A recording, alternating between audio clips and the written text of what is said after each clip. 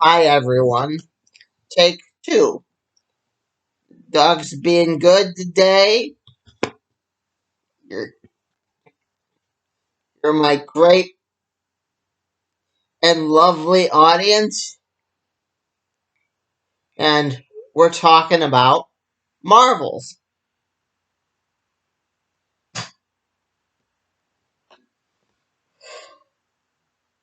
Well,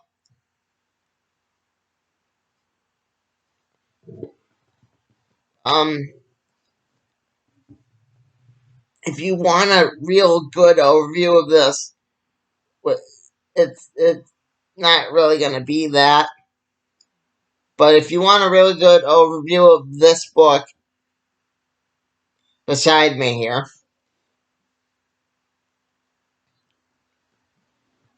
go watch Sal over at Comic Pop. I'd say tell him Bob sent you, but he always, yeah, he doesn't know who I am.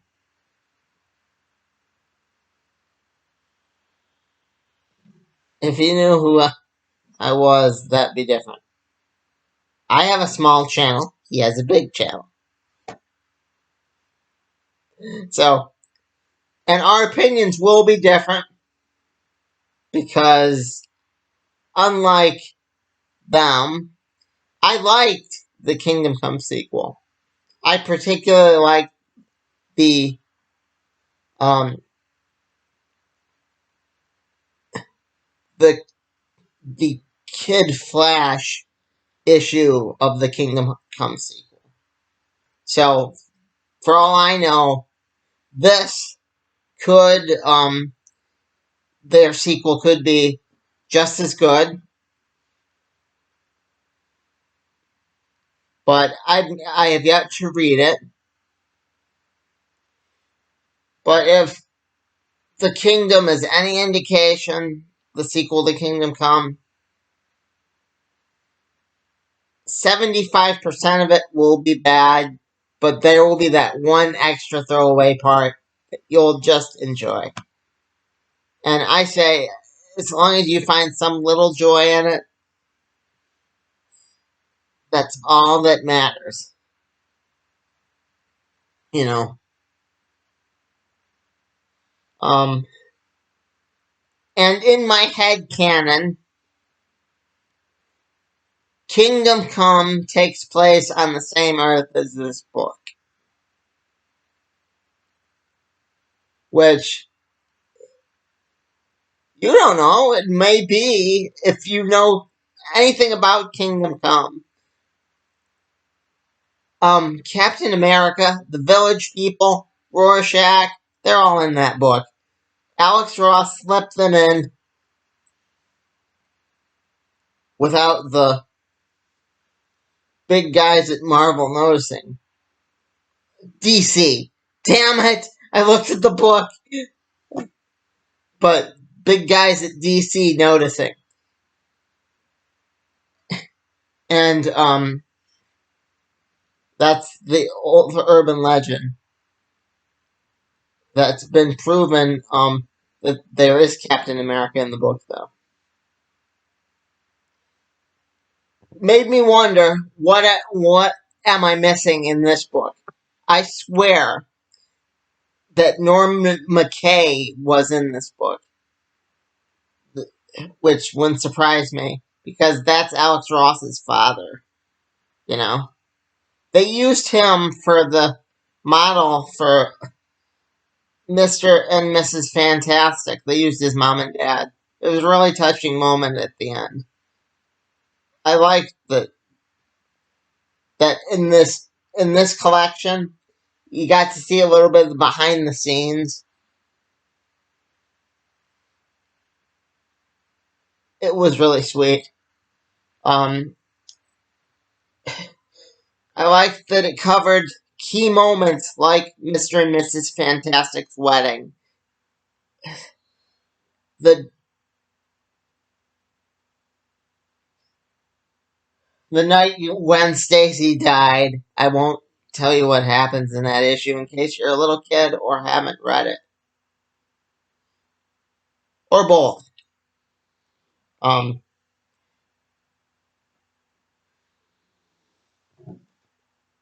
but I did like that that was in there, and I did like that the cover had something to do with the book, and the back cover, especially, that is actually in this book, which you all know that that drives me nuts when the cover does not happen. Um, I like that it focused on the the street level characters, which I hope I'm doing well in my own book as well as this, because if if I can even an ounce of Alex Ross's storytelling, you know,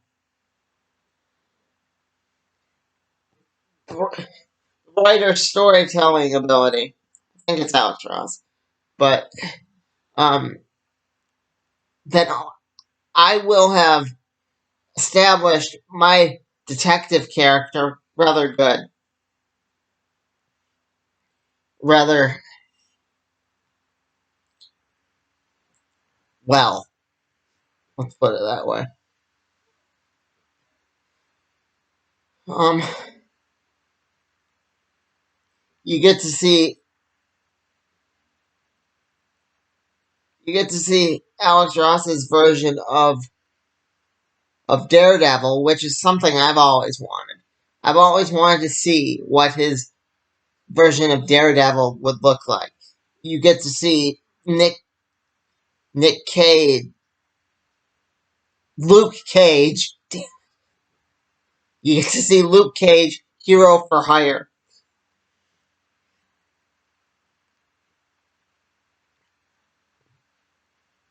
and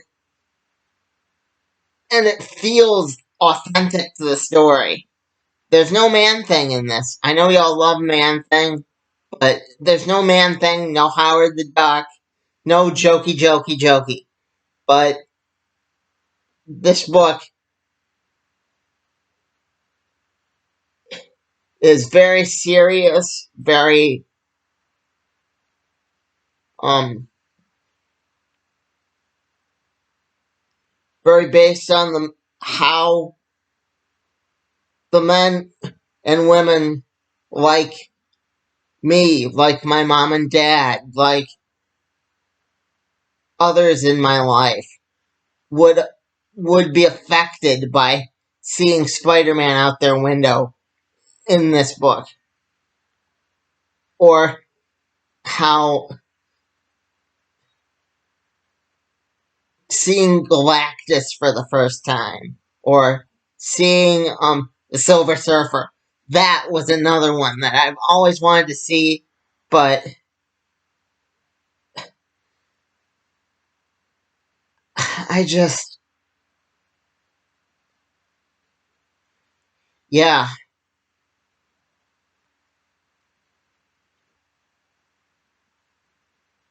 don't know of any other place that Alex Ross does the art for Silver Surfer other than covers, which that doesn't, I mean, that counts, but it doesn't because there's no story behind it. No oomph, you know? As opposed to this, I would love to see his version of Miles Morales. I mean, again, I haven't read the sequel, but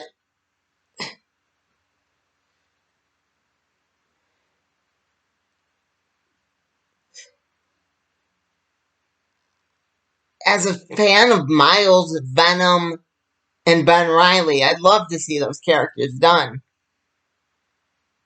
I know I'm the only guy on the face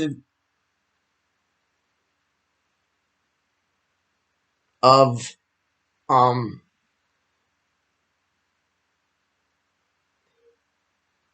the USA that I'm not gonna say the world because the world's a big place, but I'm the only guy that likes Ben Riley. Everybody else seems to veer away from him. But I'm the guy that has bought all three versions of the Scarlet Spider, hoping that what's happening in Spider-Man now, in current continuity, would happen someday.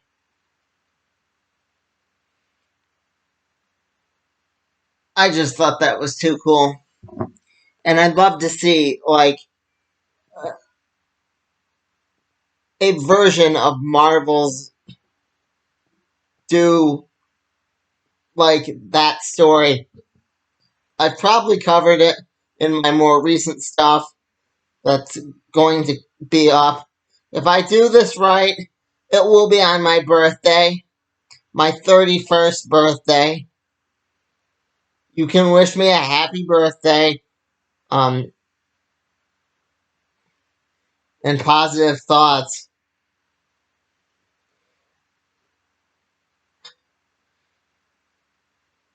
on this video if you so want.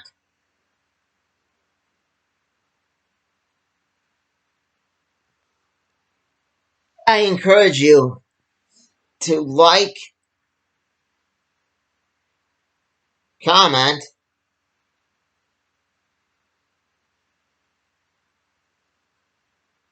especially comment. Don't be afraid to talk to me.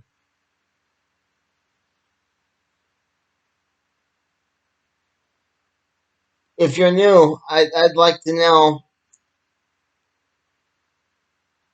why and what you stopped by for. I mean, but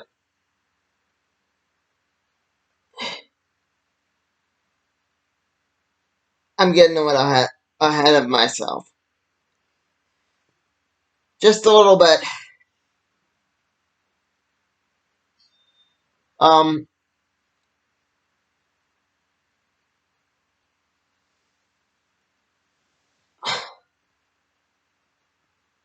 there's so many things I want to say about this book, but I don't want to give it away. I don't want to spoil what happens.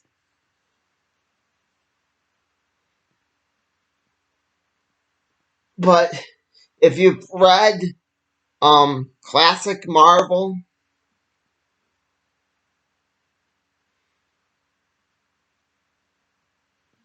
you kind of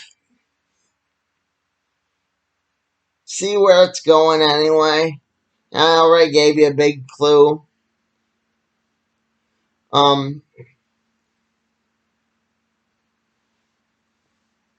They don't do Secret Wars, which is a real shame, I guess would be the word. Like I said, no Venom. It doesn't focus on the ultimate invasion. I mean, there are so many good stories they could do. My mom enjoyed it as well. I like that J. Jonah Jameson didn't start out as a prick. He started out as a nice, down-to-earth guy, and then got corrupted as time goes on. I liked that. I liked that you got to see the Human Torch in like issue 0, and which is cool because the Human Torch was the first Marvel.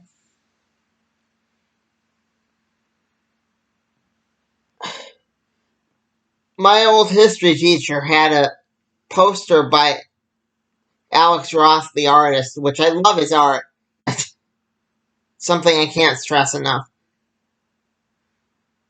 Had a poster of Superman fighting Spider-Man, like, and I'd hoped that would be in this book, but it wasn't. Um, that's why in my head canon that it just takes place a few years before Kingdom Come. That's just me. Um, have have you guys read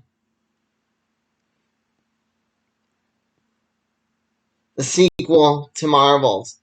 Should I pick it up? Is it worth reviewing? You can feel free to tell me.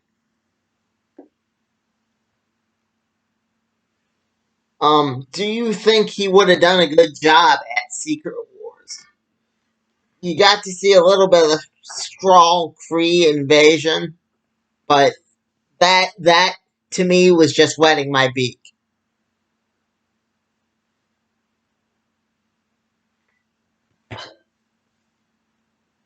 Great, great book. The first time I gave it a 5 out of 5.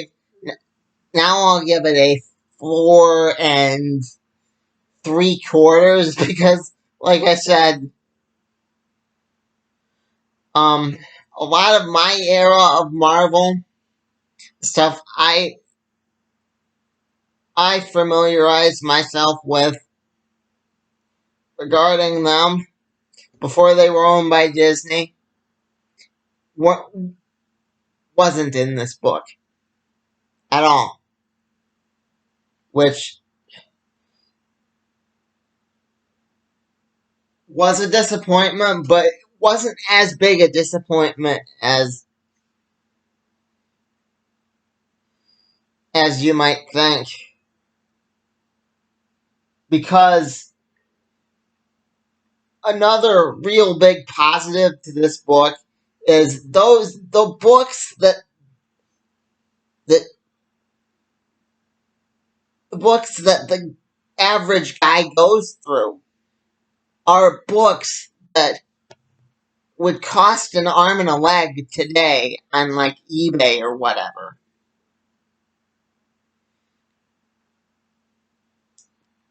You know, there's a reading list in the back of the book, so if you wanted to read that, you could. At least in my copy, there is. But I told Mom to just skip it because it would break my heart. You know. Um,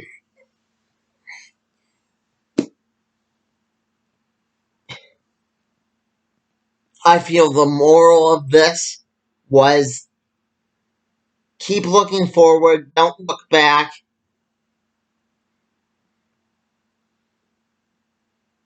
You never know what might be coming. And tomorrow is is 10 times brighter than today. Um, Again, like, comment, subscribe. I feel I've said all I can on this book without giving any major, oh my god, they blew up the earth, or he woke up from the dream type spoilers. You also do get to see the Hulk, by the way. Bob out.